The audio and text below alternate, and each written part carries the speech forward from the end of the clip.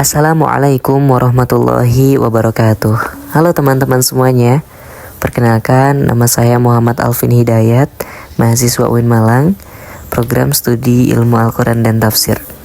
Oke teman-teman, jadi di sini saya akan menjelaskan tentang ragam metode kajian hadis tematik. Ada apa saja kira-kira?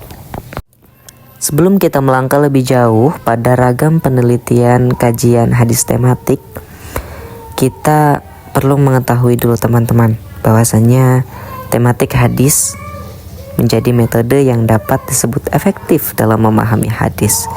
Metode tematik hadis cocok digunakan baik untuk masyarakat ataupun untuk mahasiswa sebagai penelitian atau pengkajian terhadap suatu tema dalam perspektif hadis. Karena pada dasarnya metode apapun dapat mengantarkan kita pada pemahaman hadis yang benar. Misalnya dengan melalui pembacaan terhadap buku-buku penjelasan syarah, kita juga dapat memahami hadis bahkan dengan hanya membaca terjemah hadisnya saja.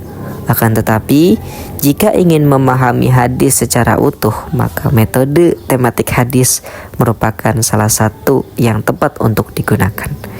Dalam buku Pengantar Metodologi Penelitian Hadis Tematik karya Ustadz Biski, setidaknya ada 3 ragam metode penelitian atau metode kajian hadis tematik. Yang pertama adalah metode kata kunci. Nah, model kata kunci ini menuntut seseorang yang ingin melakukan kajian hadis secara tematik untuk mencari hadis-hadis dengan lafaz tertentu. Misalnya, seseorang yang ingin mengkaji hadis-hadis tentang konsep ihsan dalam hadis, maka dapat menggunakan lafaz ihsan atau yang serupa dengan seperti kata kerja lampau atau saat ini, yaitu ahsana yuhsinu dan lain sebagainya. Maka dapat teman-teman lihat akan muncul 3 hadis ini.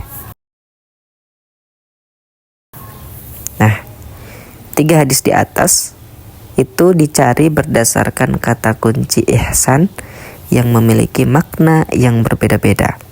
Nah, langkah selanjutnya, hal yang dapat digunakan dalam melakukan kajian tematik hadis berbasis kata kunci ini adalah melakukan pemaknaan secara mendalam, seperti pada makna yang kurang dipahami dari redaksi hadis.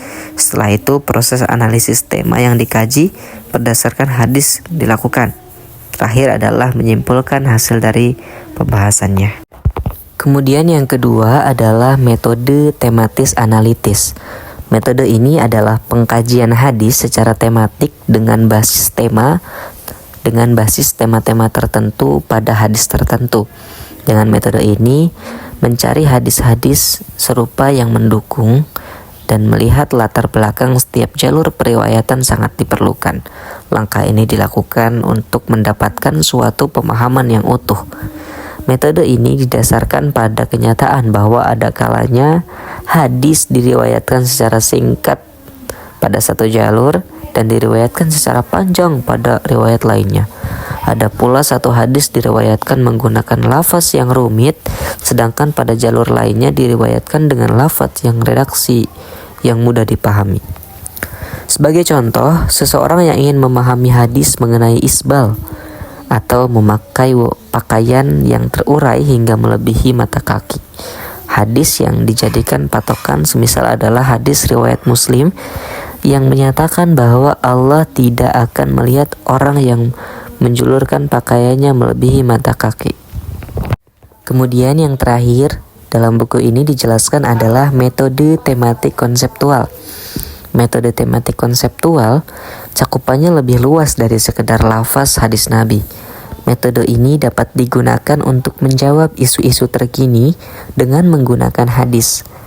Misalnya kata terorisme, multikulturalisme, cloning, dan sejenisnya. Mungkin tidak ada ditemukan dalam hadis.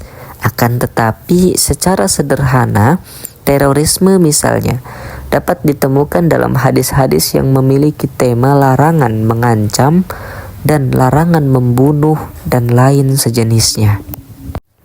Kemudian langkah-langkah yang diterapkan dalam melakukan kajian ini adalah melakukan tema, menentukan literatur primer dalam hadis, melakukan pembacaan yang komprehensif terhadap hadis-hadis yang dikaji, melakukan proses takhrij hadis sekaligus melacak validitas hadis serta kualitasnya, melakukan analisis literal pada lafaz-lafaz yang terhimpun dalam matan, melihat syarah, melakukan komparasi teks terhadap hadis dengan teks lainnya seperti Al-Quran, pendapat sahabat, tokoh otoritatif, dan lain-lain. Dari poin ketiga ini dapat saya simpulkan bahwasanya metode ini adalah metode yang digunakan untuk memaknai hadis secara konseptual atau secara kontekstual, di mana sangat cocok untuk menanggapi isu-isu terkini yang mana itu tidak tercantum dalam hadis. Akan tetapi kita dapat melihat sebuah hadis dalam tema yang sama. Nah, walaupun tidak sama dalam teks, tetapi kita cari yang sama dalam konteks. Jadi seperti itu. Baik, demikianlah 3 model kajian hadis tematik yang dapat digunakan baik di dunia kampus maupun di tempat-tempat umum yang lain. 3 model di atas dapat membantu kita dalam membaca dan memahami hadis secara lebih komprehensif. Dengan demikian, pemahaman hadis yang salah dan parsial pun dapat dihindari. Wassalamualaikum warahmatullahi wabarakatuh.